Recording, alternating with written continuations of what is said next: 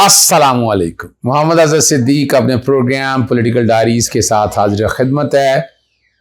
बहुत सी बातें करनी है आज, लेकिन बहुत शुक्रिया मेरी वालदा साहबा की मग़फ़िरत के लिए दुआएं भेजने का। और कईयों ने तो कुरान मजीद और बाकी कई जो हदिया की है वो भी उसका बहुत शुक्रगुजार हूँ मैं।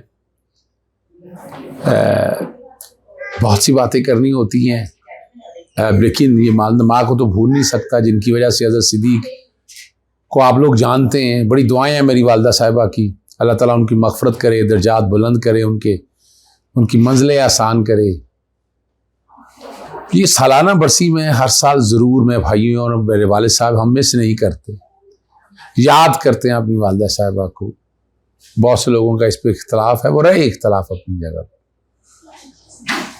लेकिन हम अपनी माँ को भूल नहीं सकते हैं। चलते हैं आगे। बात और किस्सा छिड़ गया मंसूर अली खान के प्रोग्राम का। मंसूर कई लोगों को इख्तलाफ है, मुझे भी उनकी कई बातों पे इख्तलाफ है, लेकिन प्रोग्राम में मैं आ गया हूँ तो उन्हें पूरा नुक्ता नज़र आप बयान करें और सुने। जी आसमा शराजी और अज़मा बुखारी के हवाले से बात कर रहा हूँ। भाई डरते किस बात पे हैं आप? फेस करें आप। अब झूठ आपने इतना बोला है और इतनी गलत बातें आपने की हैं, इससे क्या मिलना है आपको? कुछ नहीं मिलना आपको।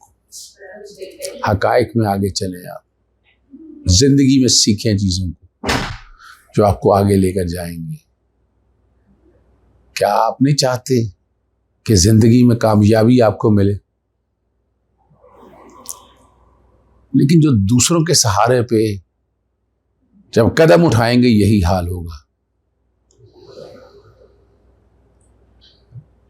दोस्त साहब ने मुझसे पूछा, अच्छा पहले वो सुन ले, वो उतना पोर्शन जो है अज़मा बुखारी और आसमा शिराजी के हवाले से। मैं कभी भी इनके साथ प्रोग्राम में आपके नहीं बैठती, तो आप मेरी माजरत कबूल करें और उम्मीद है कि आप इनसे जरूर पूछेंगे कि ये आप पे झूठे इल्जाम लगाते हैं, उनके खिलाफ मौजूदगी में जवाब इस्तेमाल करते हैं। मैं आपकी मौजूदगी में जवाब दे देता हूँ। आप सुन लेना, हिम्मत करके सुन लेना, आपकी मौजूदगी में जवाब दे देता हूँ। मैं जरा पहले, आपकी जर्नलिज्म है, आपकी सियासी वाबस्तगी हर एक को पता है, आप कहाँ उठती हैं, कहाँ बैठती हैं, एवरीबॉडी नोज। ये आपको परेशान होने की जरूरत नहीं है। आप यूं करें ना, आप यूं करें, इसी प्रोग्राम पे आ जाए, 1 to 1 मेरे से बात कर लें। आप 1 to 1 मेरे साथ बैठ जाए, आपको हर बात का जवाब दे दूंगा मैं आप, और चैलेंज कबूल करें इस बात को। अगर हिम्मत है ना आप में तो आए, अगर चैलेंज कबूल करें, 1 to 1 गुफ्तगू करते हैं, हर बात का जवाब दूंगा आपको। और आपका जो रवैया रहा है नवाज शरीफ के मुलाजमों की तरह, जिस तरह आप रोल प्ले करती रही है, हर कोई रिकॉर्ड की चीजें है, इसमें बुराई क्या है? आपके बारे में हर कोई जानता है, इसमें बुराई की क्या बात है? आपके बुराई की क्या बात है? अगर आपको अगर परेशानी है कोई इस हवाले से, फेस आए, अगर फेस करें। सीनियर वकील रहे हैं, मैं इनका बड़ा एहतराम करती रही हूँ, लेकिन मैं रहा नहीं हूँ, मैं हूँ वकील। सोशल मीडिया के ऊपर मैंने आपको कहा है ना, आ जाए यहाँ पर बैठकर बात। मैं चैलेंज कर रहा हूँ आपको, आप आए, एक सवाल उठाएं, जवाब दूंगा मैं आपको। कोई तरीका नहीं, मैं भी जा रही हूँ, आज नज़ीर तारड़ बैठा हुआ था, शायद खान बैसी बैठा हुआ था, मियां नवाज शरीफ ने तकरीर की थी हमारी होटल में। आप जरा सुन ले, जवाब ले ले पहले। मैं पहले मुझे इसका जवाब दे दे, फिर इसे एक जवाब दे। वो भी नाराज हो रही है। मैं आज़मा साहबा से मैं जवाब दे दूं ना, पहले इन्होंने एक इल्जाम लगाया मेरे ऊपर, तो मैं उसका जवाब दे दूं।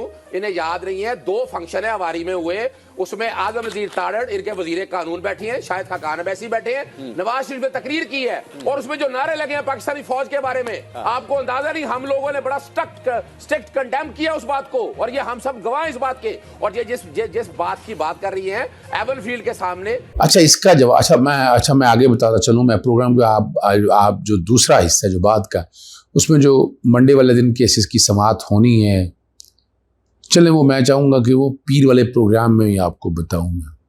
बहुत अहम इश्यूज़ हैं जिसमें गुफ्तगू मैं करना चाहूँगा,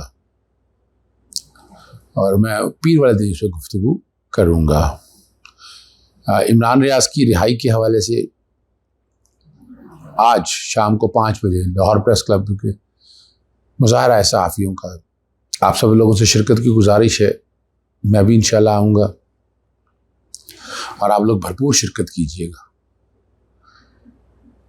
हम हक़ की जंग लड़ रहे हैं, हक़ की बात कर रहे हैं, एतराज़ात इख्तलाफात सारे अपने से ही, अगर आपने ये रवायत चलानी थी तो रवायत चलाते ना, ये आज ही रवायत क्यों चल गई आप?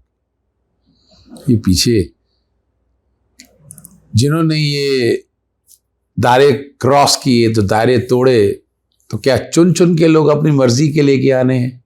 अच्छा, इसी इशू के ऊपर हमारे दोस्त हैं नजमुल हसन बाजवा, सीनियर साफ़ी हैं और यूट्यूब पे बहुत अच्छा प्रोग्राम करते हैं, फेसबुक पे भी आता है।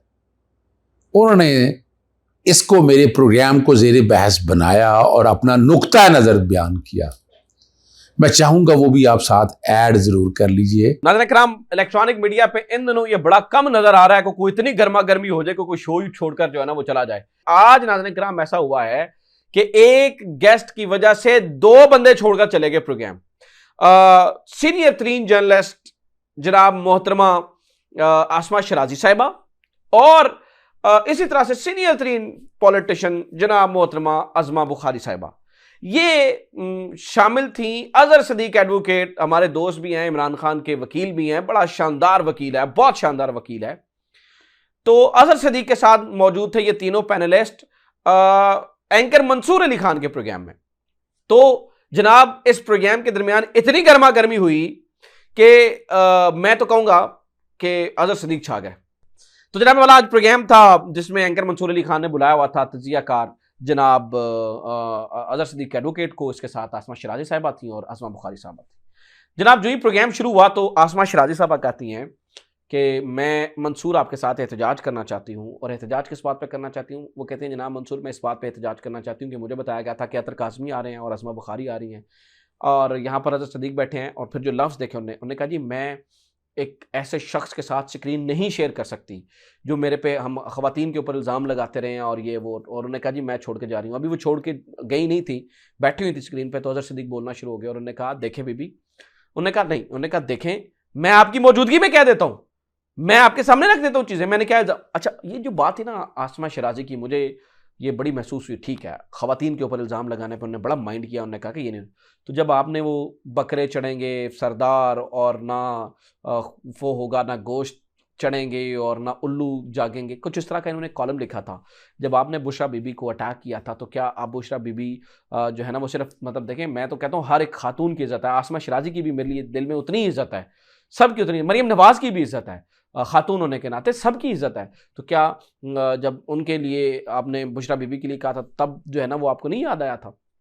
तो खैर इन्होंने कहा जी वो ख़वातीन के बारे में। अच्छा चलें, वो उठकर चली गई। अजहर सदीक जो है ना वो बोलते रहे। उसके बाद अज़मा बुखारी साहबा जो है ना वो बोलना शुरू हुई और अज़मा बुखारी साहबा ने कहा, वो इसी तरह की बातें करना शुरू हो गई, यार देखें ये करते रहे। अब अच्छा अज़मा बुखारी इससे पहले कई जगह पर अजहर सदीक के साथ जो है ना वो स्क्रीन शेयर, क्योंकि वो लेकिन वो उन्होंने न्यूज़ बनानी थी और ये जो एक है ना प्रॉब्लम हमारे में आजकल आ गया है अटेंशन सीकिंग का।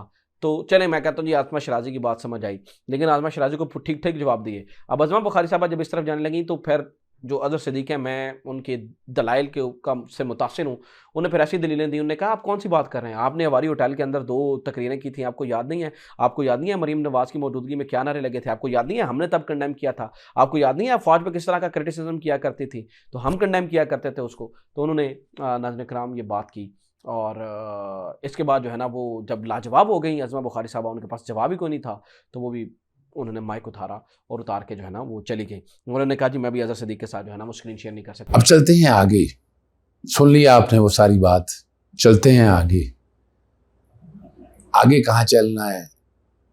बहुत से लोगों के मैसेजेस आ रहे हैं, फ़ोन आ रहे हैं, लोग रब्ता कर रहे हैं। वकील हूँ मैं और मैं गरीब लोगों का, मुस्तहक लोगों का काम मुफ्त करता हूँ।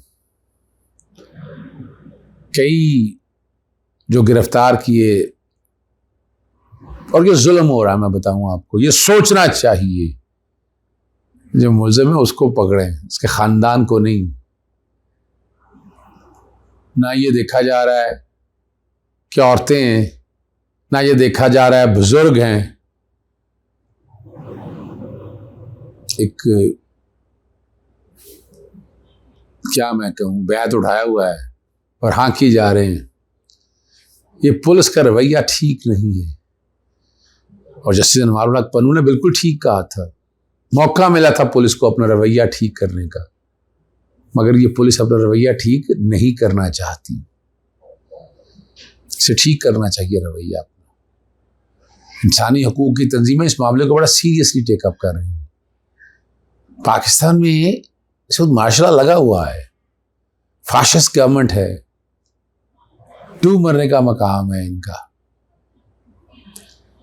ये क्लिप जो है पुराना है या नया, इस पे ख्वाजा साद रफीक ने कुछ कहा है। बिल्कुल डिफरेंट है। मैं तो सजाओं का हामी नहीं हूँ। मैं एक सियासी कारकुन हूँ, सियासी ख़ानदान में मेरी पैदाइश हुई है। 80-85 साल का हमारा सियासी सफ़र है, वो जद्दोजहद का ही सफ़र है। सजाओं से मसला मेरे ख्याल में हल नहीं होगा। हो सकता है मेरी इस राय से लोग इख्तलाफ करें, मेरी जमात में भी करें, हमारे हामी भी करें।